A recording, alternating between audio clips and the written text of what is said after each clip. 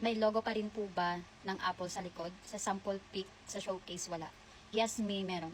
Ito, ipapakita ko sa iyo. Ito yung una kong binili na back case nila. And ngayon, nabasag na. Alam nyo naman, kapag meron tayong toddler, hindi ko lang siya pwedeng ipakita kasi bawal. Bawal ipakita yung brand ni Mansanas. Kaya nga sinasari ng ibang vlogger dyan or affiliate dyan na Mansanas kasi bawal siyang ipakita, ganun.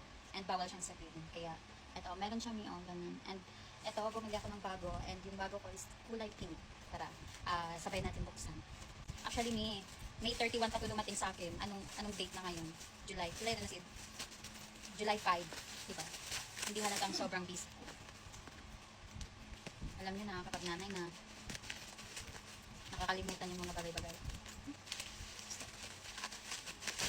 And now, sobrang dami na rin kasi nagtatanong sa akin about sa back case. Marami na akong utang sa inyo guys. And ngayon ko lang talaga nabasa lahat ng mga comments ninyo and messages about dito. Kaya I'm so sorry guys.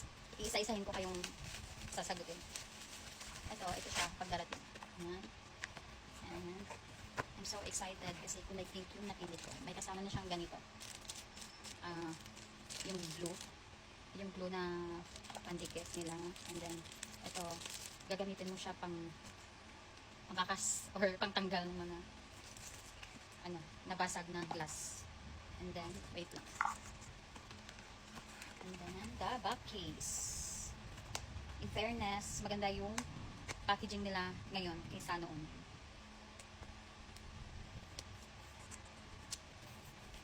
iPhone 13.